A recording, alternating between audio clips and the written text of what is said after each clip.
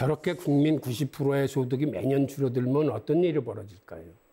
중산층이 한마디로 붕괴되기 시작하면서 하류화되는 겁니다. 그러면 사회의 허리가 없어져요. 이건 자본주의에 대한 심각한 도전이에요. 그러니까 저런 상태는 지속 가능한 상태가 아니에요. 지금 제로금리와 양적 완화로 아무리 많은 돈을 뿌려도 그건 월스트리트를 통해서 나오면서 있는 사람들만 혜택을 주기 때문에 자산 가격만 올립니다. 즉 주식 가격하고 집 가격만 올려요. 대신 서민들한테 흘러가지 않기 때문에 소비자 물가를 건드리지 않아요. 그러니까 집값은 저렇게 폭등하고 주식 가격은 저렇게 신고가를 행진하는데 오히려 소비자 물가는 디플레이션을 걱정할 정도로 올라가지 않습니다. 이건 그간의 통화 정책이나 그간의 금융 정책이 바르지 않다는 걸 의미를 해요. 그래서 미국이 정책을 바꿔서 이제는 통화 정책이 아니라 재정 정책으로 나가는 거예요. 미국 정부가 통화 주도권을 갖고 국채를 발행해서 마련한 돈으로 미국 국민들 개개인을 향해서 혹은 기업을 향해서 꼭 필요한 것에서 통화를 공급하기 시작합니다. 이게 지난 상반기 미국이 썼던 재정 정책이에요. 미국이 상반기에 3조 4,500억 달러를 풀면서 그것의 태반을 개인들한테 풀었습니다. 즉 개인 기본소득, 그다음에 실직자들 실직 보험급여, 그다음에 사회복지 프로그램 등등을 해서 재정의 절반 이상을 개인들한테 직접 쏴줬어요. 그다음은 기업 대출, 기업들한테 어려운 기업들한테 이제 대출을 해준 겁니다.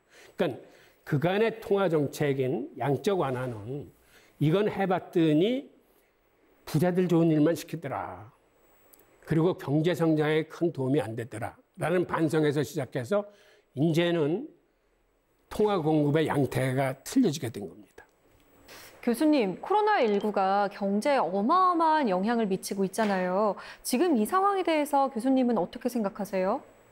예, 코로나19가 세계 경제에 심각한 부정적인 영향을 끼친 건 맞아요. 왜 그러냐면 코로나19로 인해서 우선 산업장들이 폐쇄되고 록다운, 셧다운해서 이동도 제한되고 그 통해 세계 무역이 급속하게 줄어들고 그다음에 일자리들을 많이 잃어와서 개인들이 엄청 힘들어지고 있고 이러한 게 복합적으로 진행되면서 인류가 경험해보지 못한 새로운 경제 불황에 이제 진입을 하고 있는 거죠. 예.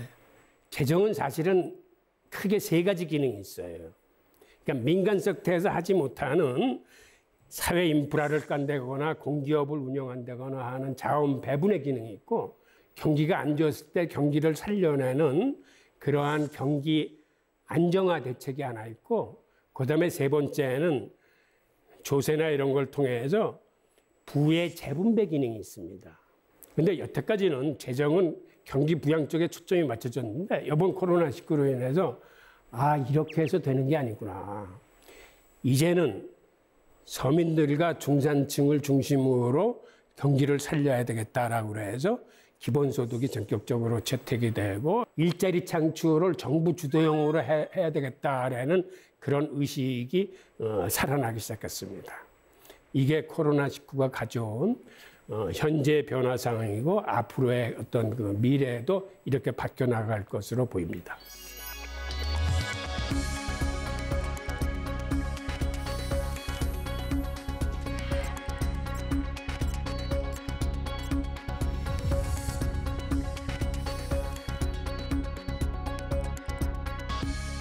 이번에는 코로나 시대의 새로운 투자 포트폴리오에 대해서 한번 말씀드리겠습니다. 지금 세상에는 너무 많은 돈들이 풀렸어요. 아시겠지만 미국이 코로나19를 맞아서 지난 3월 이후에 지금 연준의 자산이 한 7조 달러 정도 갖고 있는데 이 얘기는 곧 연준이 버는 통화를 7조 달러를 풀었다는 얘기거든요. 이게 어느 정도 큰 금액이냐면 2008년도 글로벌 금융위기에 3차 양적 완화를 시행하면서 미국이 6년 동안 푼 돈보다 이번 코로나19 사태로 2달 동안에 푼 돈이 더 많았다는 이야기입니다. 이러한 많은 유동성이 풀리니까, 즉 주식시장이 신고가 행진을 하고 그다음에 주택가격이 막 오르는 이런 자산가격에 이제 버블이 끼기 시작하면서 레이 달리오 같은 양반은 무슨 얘기를 하냐면 이제는 현금은 쓰레기다라고 단언을 하면서 인플레이션을 유념해서 투자를 해야 된다라고 얘기를 합니다. 참고로 레이 달리오는 세계 최대의 헤지 펀드를 운영하고 있는 사람입니다. 근데 이 양반이 얘기하는 거는 이제는 국채를 사지 마십시오. 단 물가 연동돼 있는 물가 연동체 국채만을 사십시오라고 얘기를 합니다.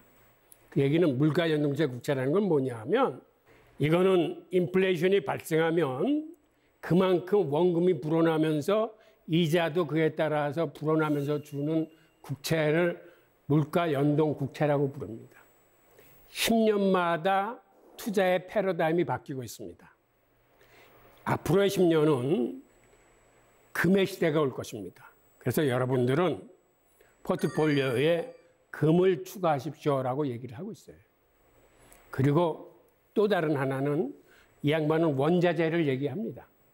그래서 포트폴리오를 할 때 물가 연동국채, 금, 그다음에 원자재 중에서 앞으로 상승 가능성이 있는 걸 집어서 이렇게 한 3개 정도로 분산 투자를 권하고 있어요. 금은 사실은 달러 가치하고 반대로 가는 게 금입니다. 왜 그러냐면 사람들이 금을 선호한다는 건 달러에 대한 불신을 의미해요. 이게 사실은 2008년도 글로벌 금융위기 이후에 어떤 일이 벌어졌었냐면 중국을 선두로 이제는 외환보유고에 달러 표시 자산을 담지 않겠다. 즉 미국 국채를 사지 않겠다. 대신에 금을 외환보유고에 편입시키겠다라고 해서 각국 중앙은행들이 금을 사서 외환보유고에 담기 시작했어요. 그런데 미국의 입장에서는 이건 달러에 대한 큰 도전입니다. 그래서 미국 정부가 시중에 단기금리를 올리는 오퍼레이션 트위스트라는 걸 합니다. 즉 금은 단기금리가 올라가면 금은 이게 쥐약이에요. 왜 그러냐 하면 금은 갖고 있어도 이자 한 푼 만들지 못하는데 단기금리가 올라간다는 건 단기에 자금을 은행에다 집어넣으면은 많은 금리를 받을 수 있다는 거기 때문에 그렇다면 사람들이 금을 사는 게 아니라 단기금리 국채나 은행 예금 쪽으로 가게 됩니다. 그래서 이제 금값을 이제 떨어뜨렸는데 그래도 금값이 제대로 떨어지지 않자 선물 시장에 현물을 대량 투하하기 시작합니다. 그러니까 예를 들어서 아침에 선물 시장이 문이 열리면서 한 100톤 정도의 금이 쏟아져 내려오는 거예요. 100톤 정도 되는 금은 이건 개인이 내는 매도 물량이 아니에요. 그래서 금값이 쭉 빠졌다가 다시 이렇게 금값이 올라오면 또 몇백 톤의 물량이 쏟아져 내려오는 거예요.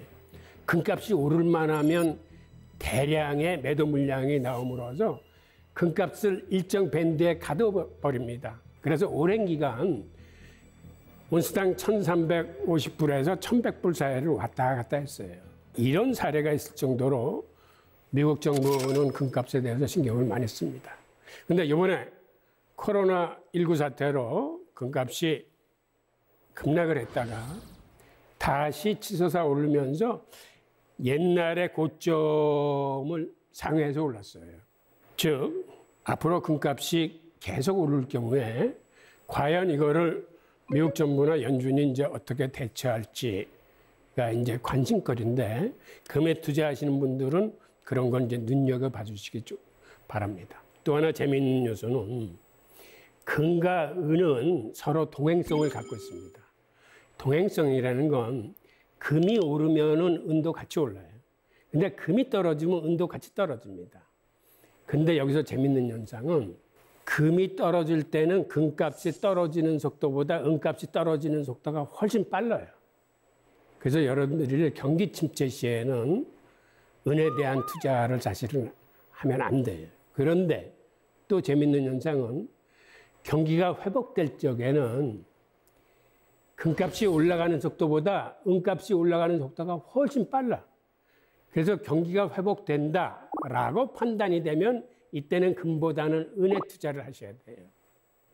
이게 왜 그러냐면 은은 금과 달리 산업용 수요가 50%를 넘습니다.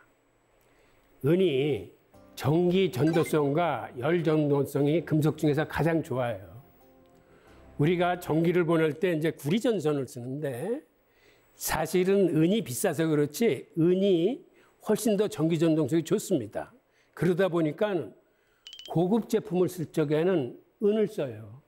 태양열판을 쓴다거나 오지산업에서 여러 가지 고급 제품을 만들 적에는 전기 전도의 구리 대신에 거기에는 은을 씁니다. 하여튼 이런 걸 포함해서 은이 뭐 치과용 재료에도 쓰이고 해서 은은 산업용 수요가 거의 이제 60%에 도달할 정도로 굉장히 산업용 수요가 많아요. 그래서 경기가 불투명하다, 불경기에 진입할 것 같다 그러면 은이 금보다 더 빨리 떨어지는 이유입니다. 대신에 경기가 회복돼서 산업용으로 은 수요가 굉장히 많이 쓰일 것 같다 그러면 은이 훨씬 더 빨리 금보다 치솟는 이유예요.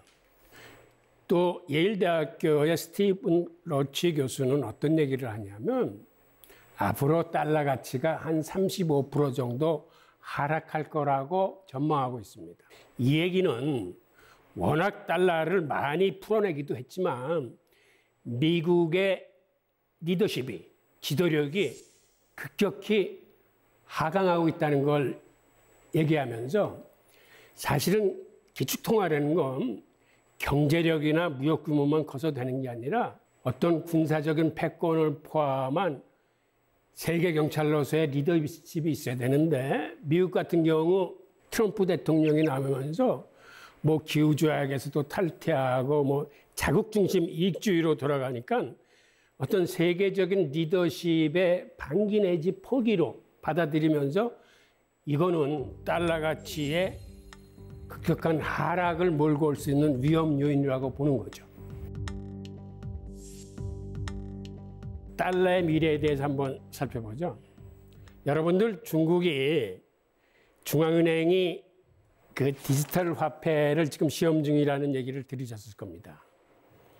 이건 무슨 얘기냐면 그간 암호화폐가 출현했을 적에 이 암호화폐가 많은 좋은 기능을 갖고 있음에도 불구하고 화폐로서의 본원적 기능을 하지 못했어요. 그거는 변동성이 너무 커가지고 이게 교환의 매체가 된다거나 가치 저장의 수단이 되기가 굉장히 힘들었어요.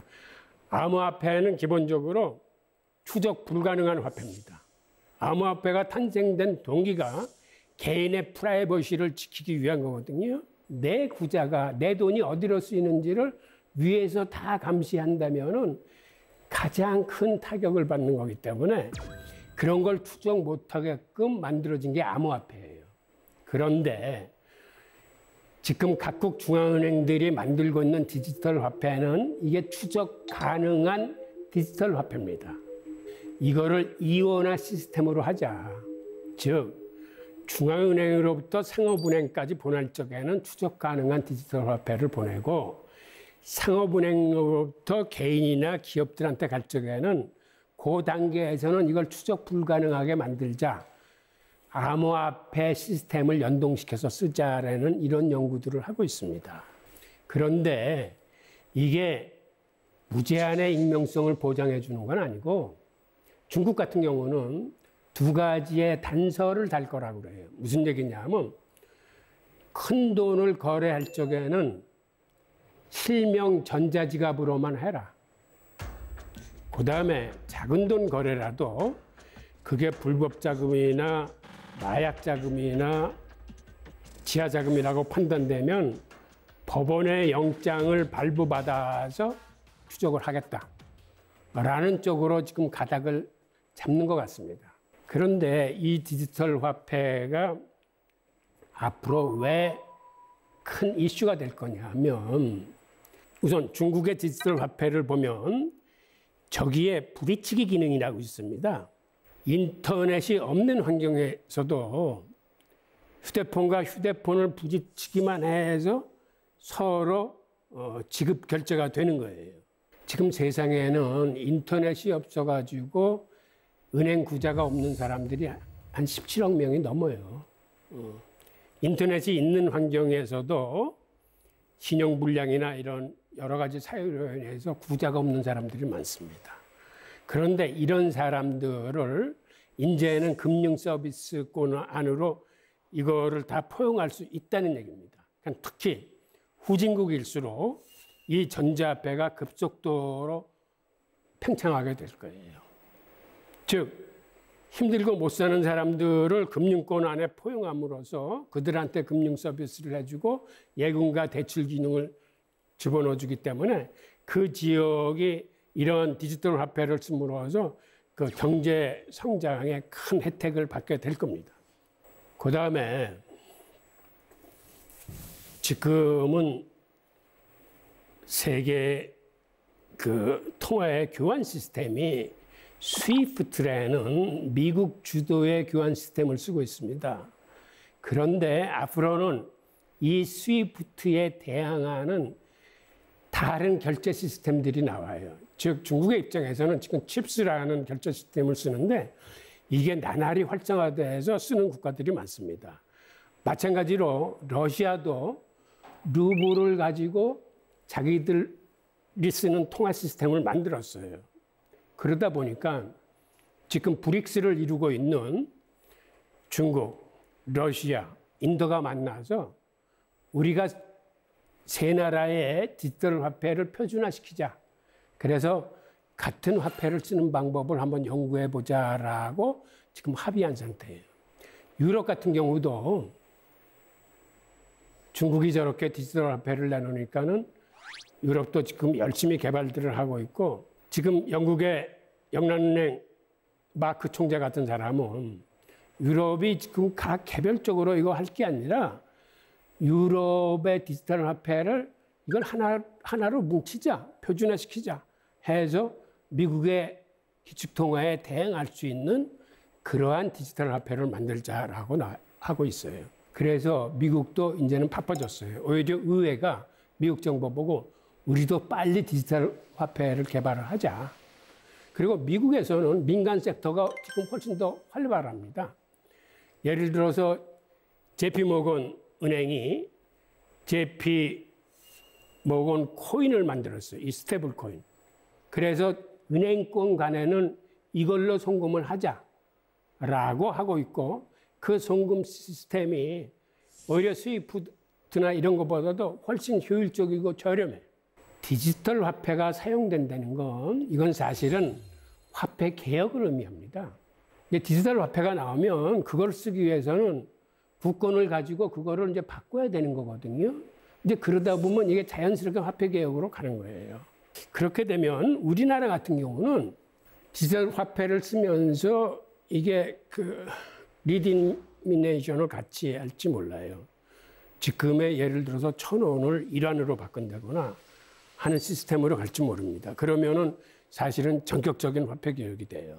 그런데 화폐 개혁이 갖는 장단점이 있는데 화폐 개혁을 하게 되면은 사실은 지하에 숨어 있는 지하 저금이 세계 GDP의 한 20% 정도 된다고 그래요. 근데 이게 시장에 나오면서 양성화되면서 시장에 많은 그 유동성이 공급되기 때문에 경제가 활성화되는 측면이 있습니다. 이건 화폐 개혁의 장점이에요. 그런데 그럼에도 불구하고 바깥으로 나오지 못하는 검은 돈들이 있어요.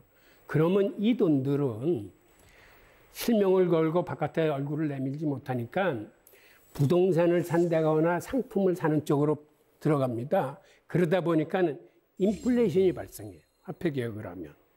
그러니까 경제 활성화라는 장점이 있는 반면에 인플레이션이라는 단점이 있는데 하여튼 디지털 화폐 나오고 그 다음에 그 리디미네이션이 나오면은 화폐 개혁이 급격하게 이루어질 수도 있다라는 거를 염두에 두셔야 할 거예요.